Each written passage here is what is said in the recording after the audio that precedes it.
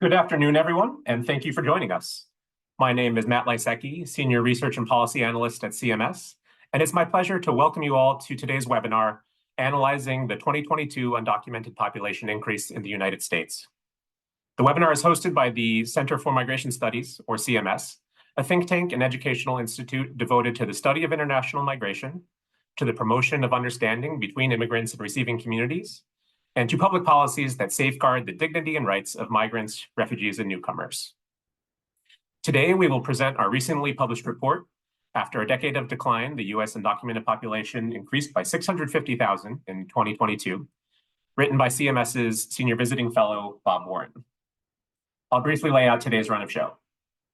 First, we'll have a presentation of the report and its key findings from Bob Warren, followed by contextualizing remarks from Don Kerwin, Senior Research Associate at Notre Dame's Keough School of Global Affairs.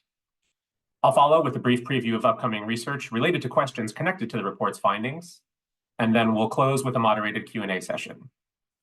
A couple quick housekeeping tips. So the webinar today will last for approximately 45 minutes. If you have questions throughout the presentations, please enter them in Zoom's Q&A portal at any time. Please include your name and organizational affiliation in the question. And with that, I'll hand things over to Bob.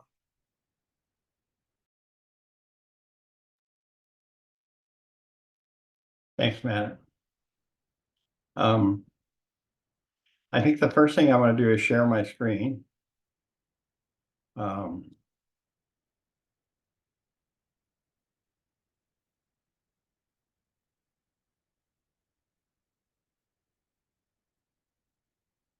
Okay, are we good to go? Well, these are new estimates. These are estimates of the undocumented population in 2022. Very briefly, I'll just tell you how we make these estimates. We take information from the American Community Survey, and we select non-citizens who arrived after 1982. That's where the entire undocumented population is. We take out those we can identify as being legal residents, leaving about 12 million that could be undocumented. We have another step that takes us down to about 10 million. Now, one of the big advantages of the techniques that we use is that we end up with microdata. That is, we can compile estimates for any variable that's collected in the ACS. So, and we basically have a couple of big advantages. One, we can make estimates within about a month of when the data are released. So these estimates were finished in December, and then they went to publication in January, and so here we are. So let's have a look at some of the data.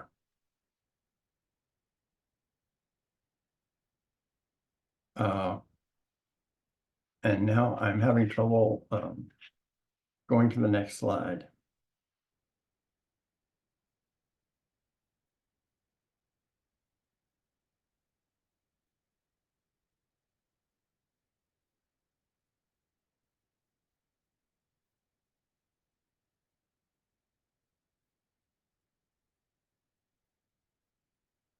Can you hear me? Yep. Yeah, I was sharing the screen, but couldn't go to.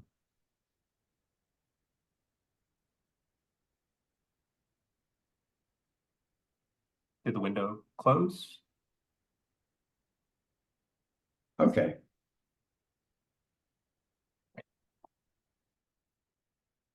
Okay, we're back on track. Sorry about that. I'm not the technically most proficient person in the world, as I've just now demonstrated. So anyway, the major findings of this report are that after declining for about almost 1.5 million over a 10-year period, the undocumented population increased in 2022 by 650,000. You might be saying, whoa, that doesn't sound very high compared to all the millions and millions of apprehensions, but I'm going to try to convince you before this presentation is over that 650,000 is probably too high for reasons that I'll get to. The largest gains were for Central America, South America. They both went up by about 200,000 in 2022, and Asia 140. And for Asia, the largest contributor was India. That India has become the population that grows the most from Asia, and there are 3 or 4 countries whose population is declining. So between 2015 and 2022, the population from Mexico declined by 1.3 million. And we've shown in other reports that the reason for that decline was a very large increase after 2015 in the number of undocumented residents from Mexico who returned to Mexico. The population from Central and South America combined increased by 1.2 million. I'm going to show you a graph in a second here that shows you these trends. I just want to mention that the population from El Salvador, Guatemala, and Honduras in the American Community Survey was undercounted by about 400,000. And correcting this data accounted for more than half of the increase in the population in 2022. This slide shows trends in the last 10 years, from 2012 to 2022. And you can see the black line shows that the total population was declining, and then there's an upturn in 2022. And as I mentioned, the green line is for Mexico, and the biggest drop was from about 2015 to 2020. And you can't see that because I blocked it out, but that's true. The population dropped by a lot, from 6.1 million to 4.5 million.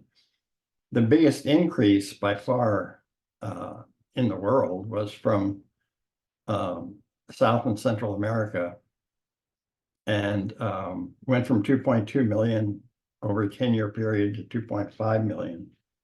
The biggest for South America, the largest increases were for Brazil, Colombia, and Venezuela.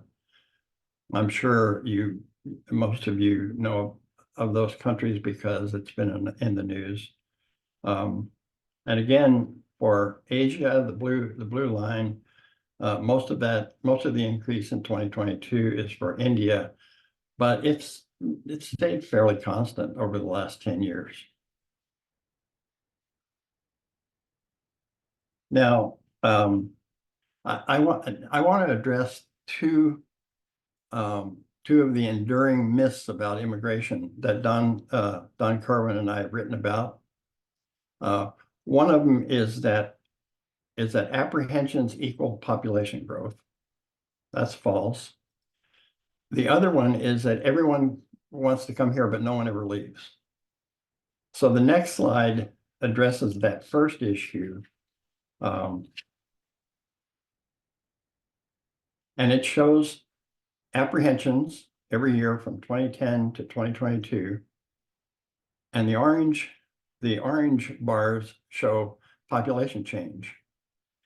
So between 2010 and 2018, there were a total of 6.5 million apprehensions. At the same time, the undocumented population dropped by 1.3 million. So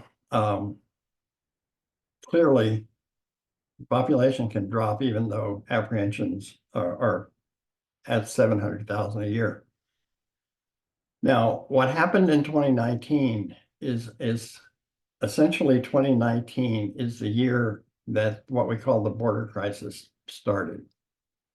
You may remember all those caravans coming, and it was on all the news. So 2019 really was when it started, and there were 1.2 million apprehensions. I'm kind of proud of myself for drawing that little blue line, but it just goes right up, and 1.9 million in 2021, up to 2.6 million.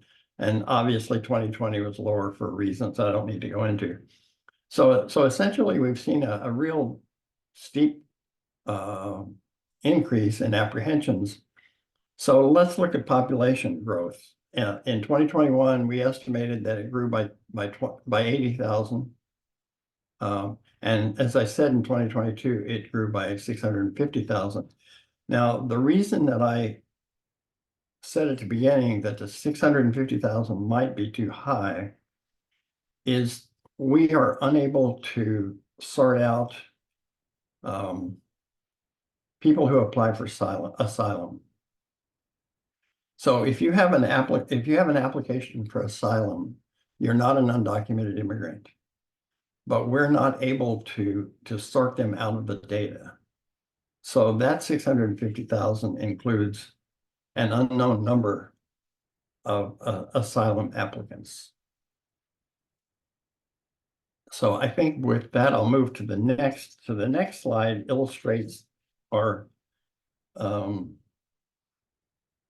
says it addresses the myth that everybody wants to come here and no one ever leaves. So what we see here is I'm really going to just focus on the highlighted numbers. But in 2022, DHS repatriated 1.5 million. That is, they entered the country, DHS sent them back to their own country. So that's 1.5 million in 2022. What I have below there is 4 numbers that are highlighted. Those occur every year. Those very close to these numbers occurred from 2010 to 2019. You have voluntary emigration, runs about 250,000. DHS removes about 365,000 a year. 350,000 a year adjusts to legal status. If you overstay and stay for a few years and marry a US citizen, you can adjust status without too much trouble. The same person who came across the southern border could not or would have a lot more trouble. So there was but that's not something I want to get into. Essentially, 350,000 or more adjust to legal status each year, and about 50,000 die. These numbers add up to about 1 million per year. So just in a normal year, approximately 1 million leave the undocumented population each year. So it takes a lot of entries to make up for that. And as we saw, but from 2010 to 2019, we didn't get 1 million entries a year. We only got around 800,000 or so. And our published reports show that for 2010 to 2018, 2/3 of those entries were people who overstayed as opposed to people who crossed the border. Well, I think I've tried to convince you for long enough. I think I'm going to go to a few tables here and just show you some actual results from our report. This table shows the undocumented population from the top 15 countries ranked on 2022. And they're the usual countries. There's no surprises over there: Mexico, Guatemala, El Salvador, so forth. Those are the top 15. But I want to direct your attention to column 7. Column 7 is the average change for each of these countries from 2018 to 2021. And you see a lot of negative numbers or no growth, with Mexico falling by 230, and that's 230,000 per year. And so the total drop for that time period was 90,000 per year. Things changed pretty dramatically in 2022. Negative numbers changed. Mexico, El Salvador, and El Salvador, Guatemala, and Honduras stayed about the same.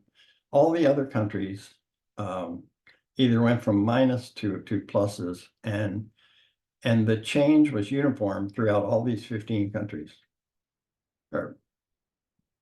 So, and India, for example, had not been increasing at all for 3 years, and it increased by 80,000 in 2022. So with that, I think I'll move to the next slide, which is the top 15 states of residence. Again, no big surprise here. California, Texas, Florida, New York, New Jersey, and so on. The same scenario as the previous slide, column 6 here shows change for 2018 to 2021, mostly negative numbers. The population was declining, and it was declining kind of across the board. In the country data, Mexico is dropping very rapidly, but in this state by state data, the drop is kind of spread out among all the states, and that's partly because the Mexican undocumented population is spread out among all the states. So they mostly just declined from 2018 to 2021. That turned around in the last year, or in 2022, with Florida, for example, going from an average of 20,000 per year, going up to 125,000 a year. And you see that basically all of the states increased more or stopped decreasing in 2022 than they did in the previous 3 years. So it'll be interesting to see what happens in 2023. We should be the next webinar for the 2023 estimates should be in late December. So tune back in. And at that time, we might even make a projection for 2024. We're working on the methodology for doing that. Now, the last slide I have is one of my favorites, actually. Whether or not it'll be yours, I don't know. But we get questions about where do the people from Venezuela, where do they go? What state do they live in?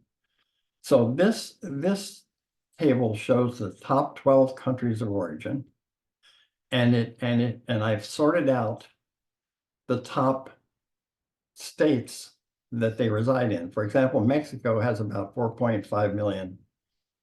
About half of them live in California and Texas, just over 1 million in those two places.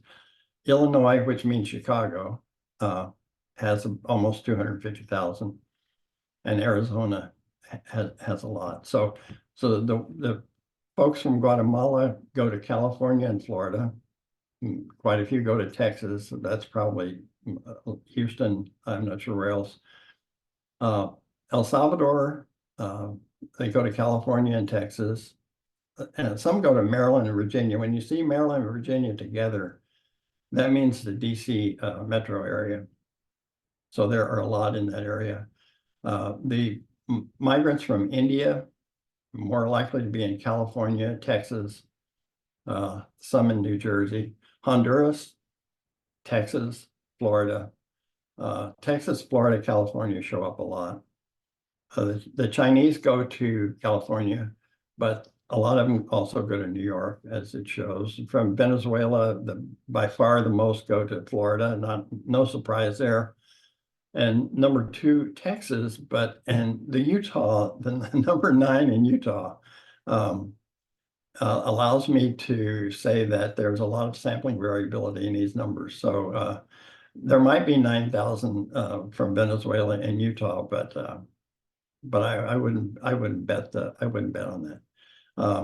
As far as Brazil goes, Florida and Massachusetts are the largest ones. The Dominicans go to New York. When you see New York, New Jersey, that means the New York metro area. Probably the Pennsylvania is close enough to the metro area. So Dominicans go to the New York metropolitan area. Colombians go to Florida. Some go to the New York, New Jersey metro area. Philippines, from the Philippines, they go to California and Hawaii. And if California and Hawaii didn't show up, I would worry a lot about the data, because that's basically where people from the Philippines go. Ecuador, 140,000. Again, New York metro area. That's where most of them are. And I'm going to stop now, but I'm going to make one more comment, and this has to do with Ecuador. In our estimates, the undocumented population from Ecuador fell pretty rapidly from 2010 all the way down to about 2018 or so. just down, down, down, down every year.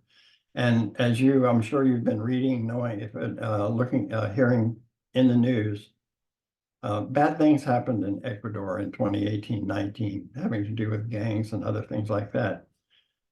And so what's happened, Ecuador has turned around. It's now growing. It's grown, population has grown for 2 or 3 years. It kind of illustrates how events in other countries affect our populations. So I think with that, I will stop and be prepared to answer questions and turn it over to my friend and co-author, Don Kerwin. And I have to figure out how to stop sharing. I can do that. Okay. Well, thank you, Bob, and thanks to Mario and Matthew and Julie for asking me to kind of respond to Bob's latest report on the US undocumented population from public policy perspective. I've been privileged to work with Bob on the CMS Democratizing Data project really from its inception about a decade ago. Bob is the project's intellectual architect, and he's the very first person to actually develop a methodology about 40 years ago now to estimate the US undocumented population. So he's a legend in the field. And over the years, we've used this methodology to produce reports on the undocumented, of course, but also on refugees, on essential workers, on stateless persons, on persons mired in family-based visa backlogs, on populations who are eligible for temporary protected status and deferred action for childhood arrivals, and deferred enforced departure, and persons who would be eligible for status under pending legalization bills as well. So it's really been kind of a remarkable project. Just to kind of compliment Bob on a couple of things which I think are relevant now. One is at one point we described the disastrous effects of a mass deportation policy on mixed status families, on the U.S. labor market, on the housing market, and on U.S. society overall. That would be an interesting report to go back and look at, because one of the presidential candidates is talking about kind of instituting a mass deportation project or initiative.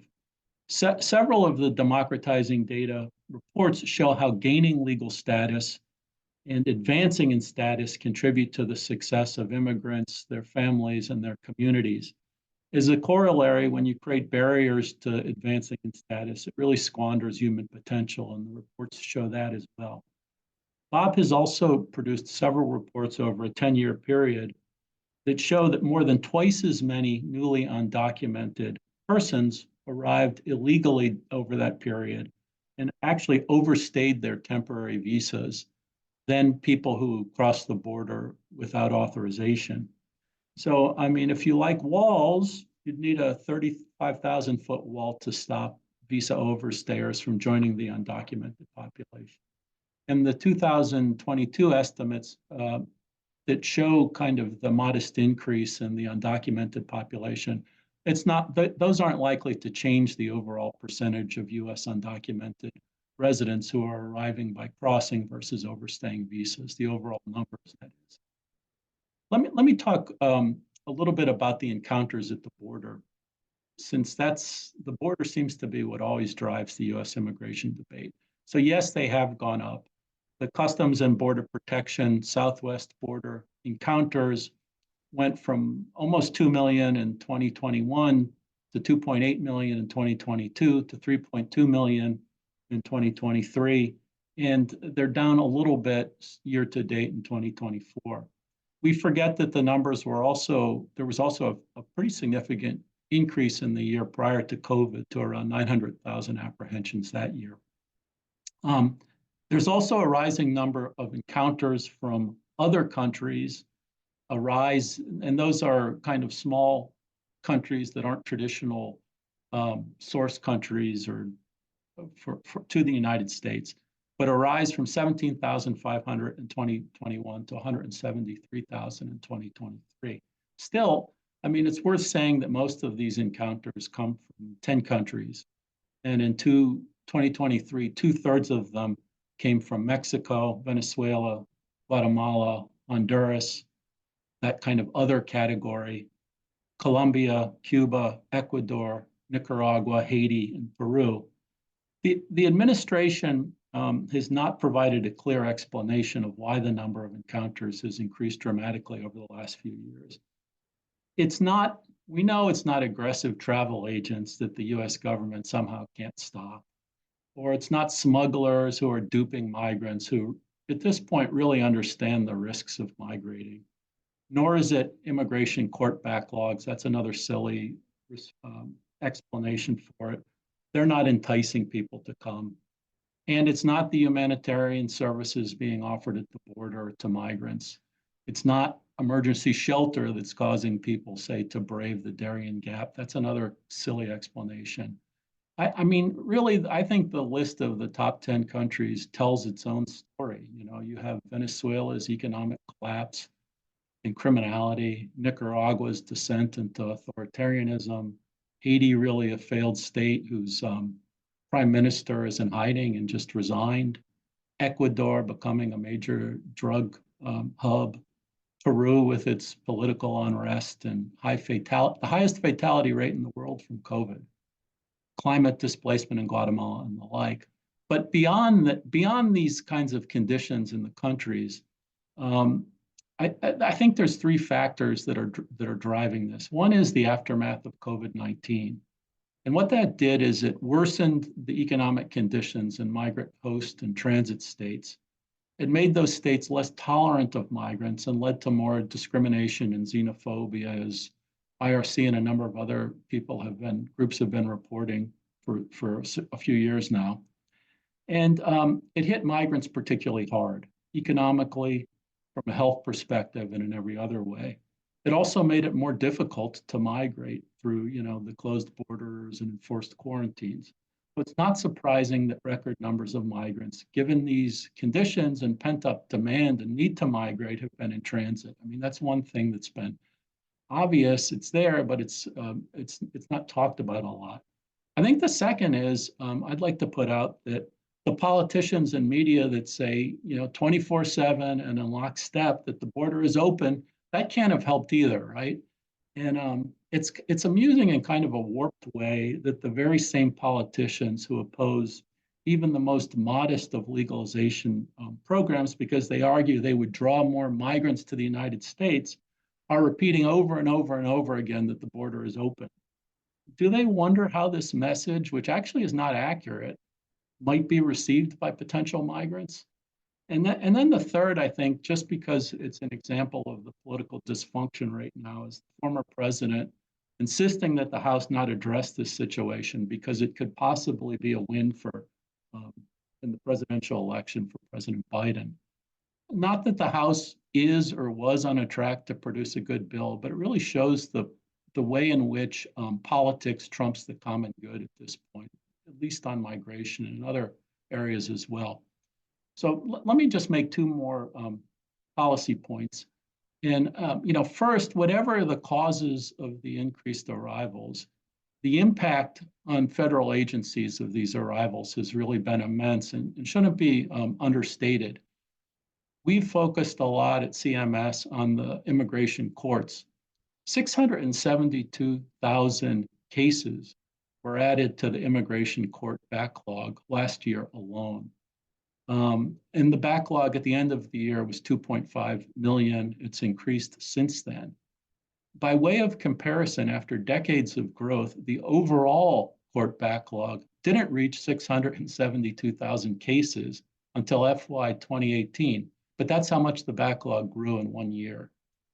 So the asylum case backlogs, counting people that come forward voluntarily, those are known as affirmative cases, and the defensive backlogs, those are for people in removal proceedings. Just asylum cases, it now exceeds 2 million cases. So if you're concerned about asylum, the approach should not be to make the standards for asylum more difficult.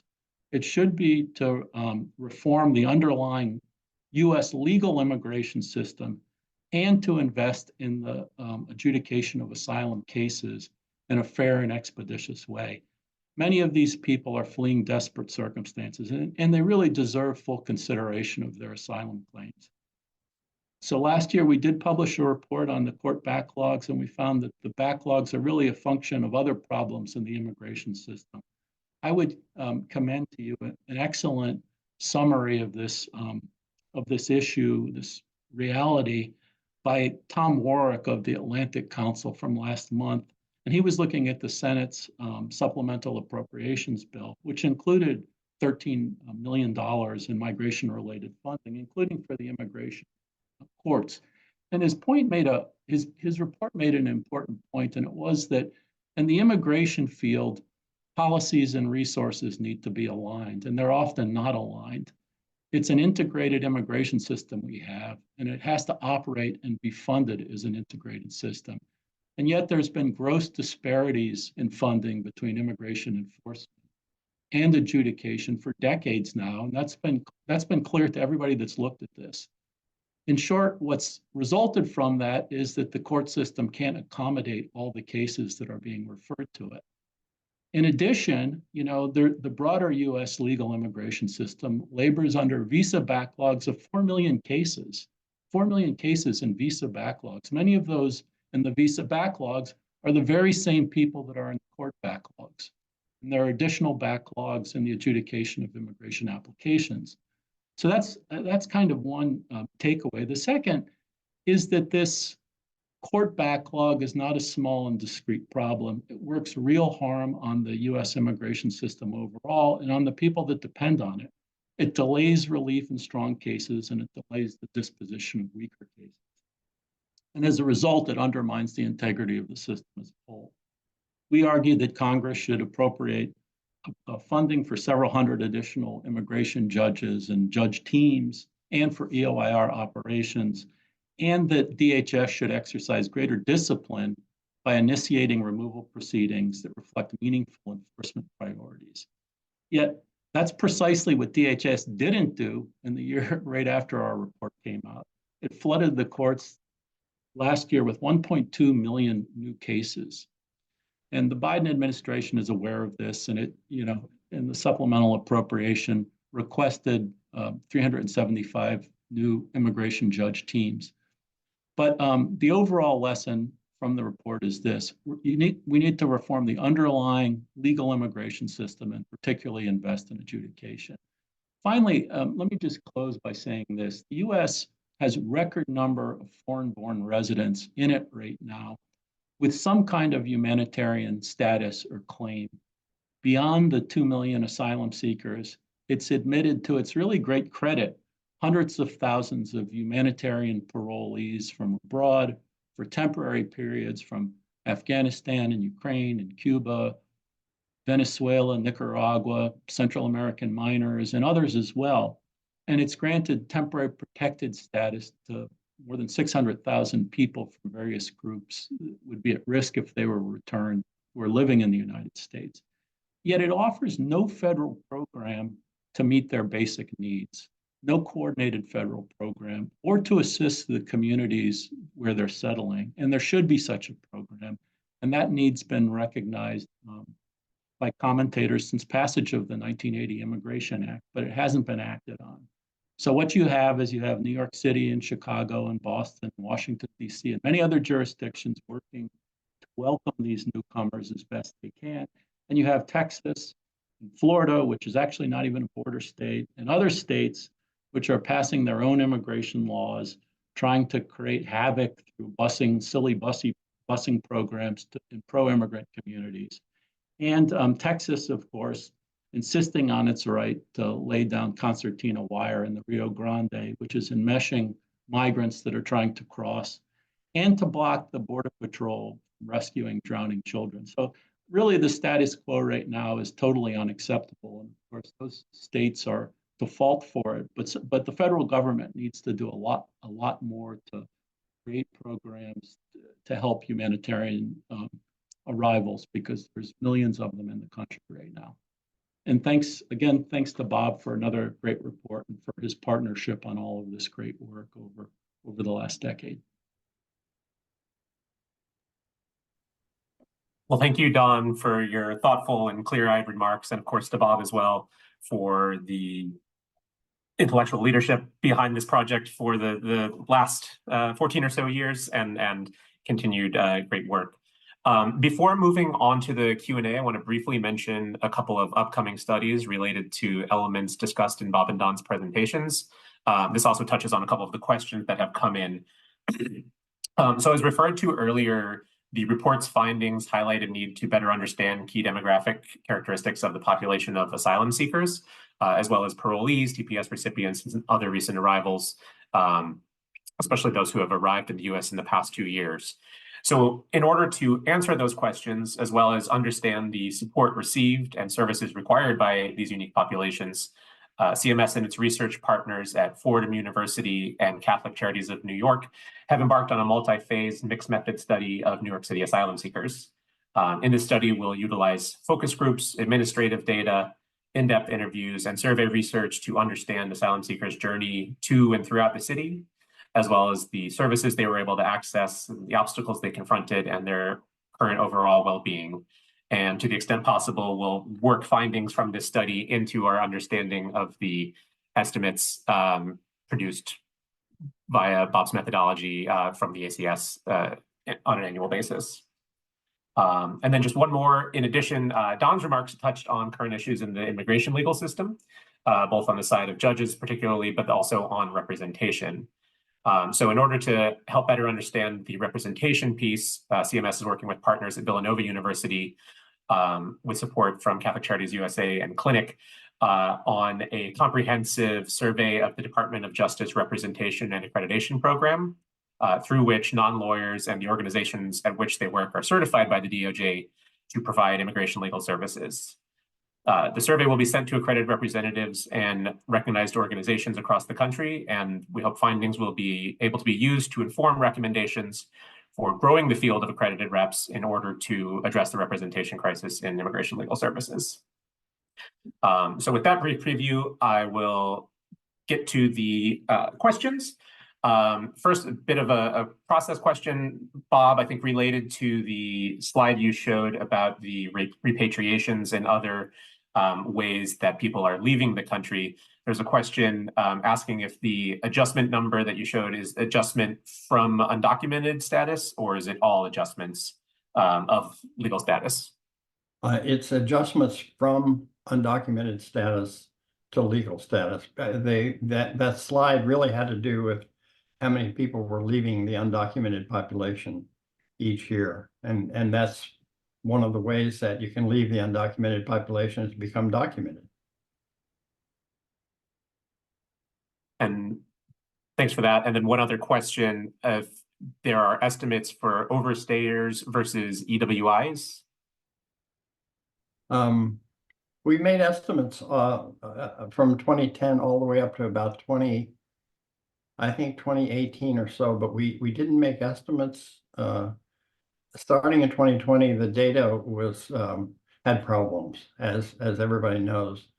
I anticipated this question and went back and really examined the data for 2022. And the best I can tell, and probably within 5 percentage points, in 2022, about half of the arrivals were overstays, and about half of them were across the southern border. Keep in mind that Mexico is the largest country for overstays. So I'm not sure why I threw that out there, but it looks like about 50-50. And from 2010 to 2018 or 19, as Don mentioned, 2 out of 3 new arrivals arrived and overstayed a visa. So it looks like about 50-50 now. Maybe it's changed a bit, but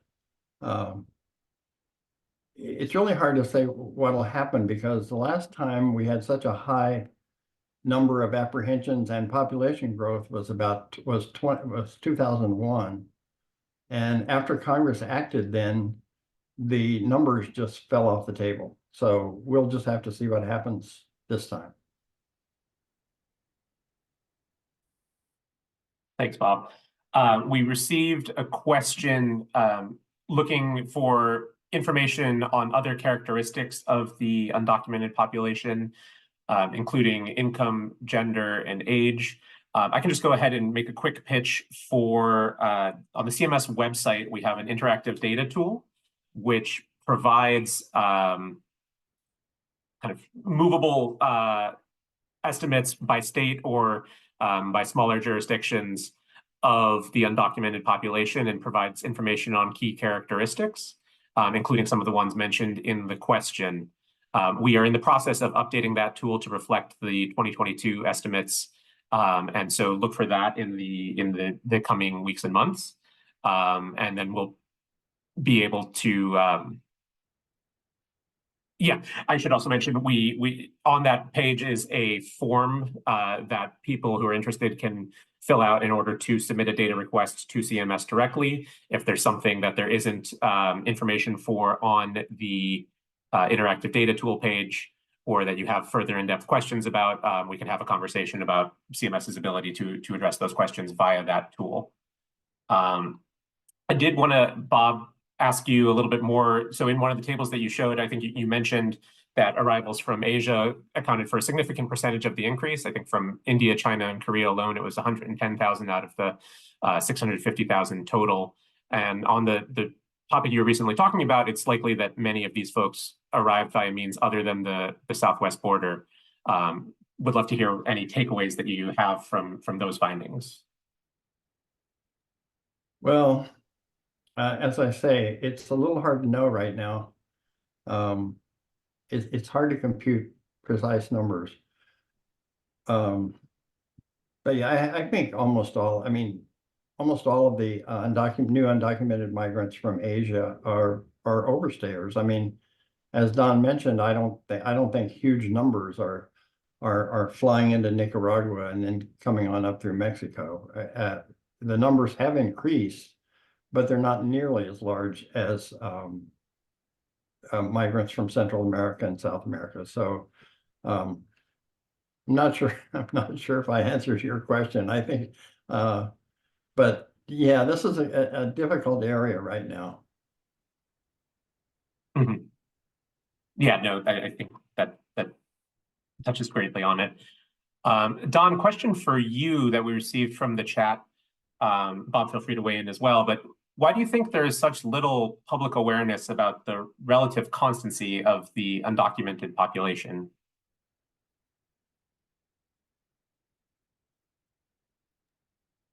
Is the word the constancy?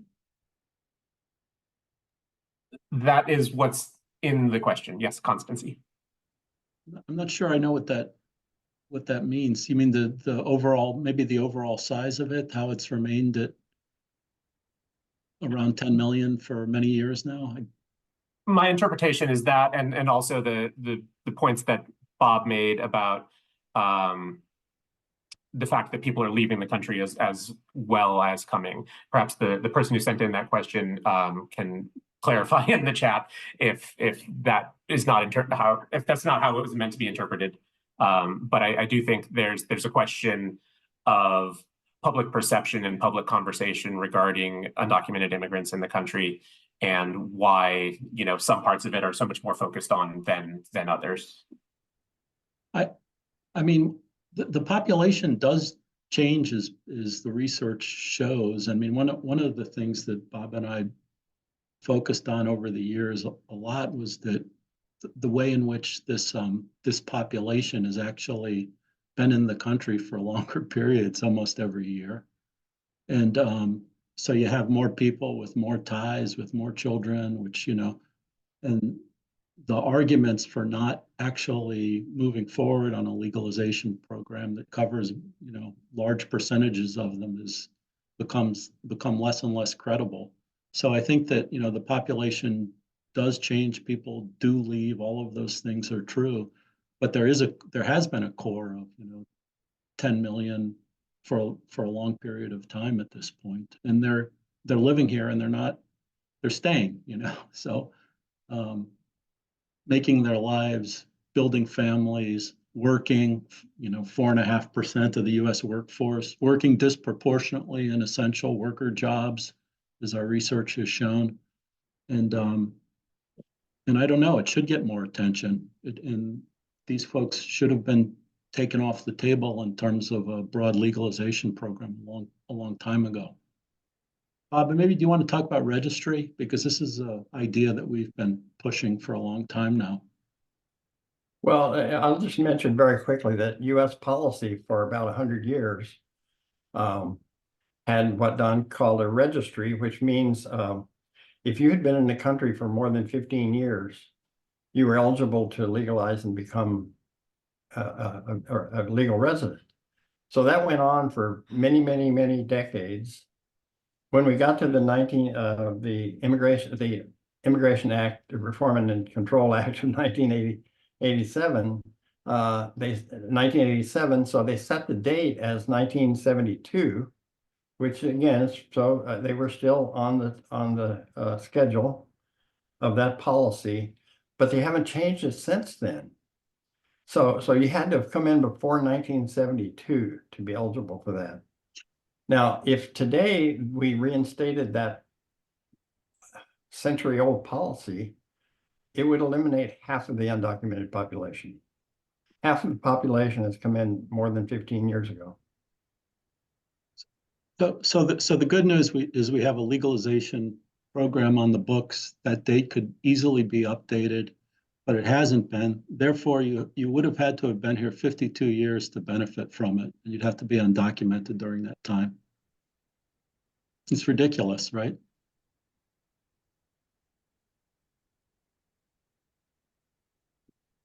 Hard to disagree with that. And on that, I do believe we're out of time. I will once again thank you all for making the time to join us today, and thanks in particular to Bob Warren, and Don Kerwin for their remarks and continued dedication to the Democratizing Data Initiative and to supporting CMS's work.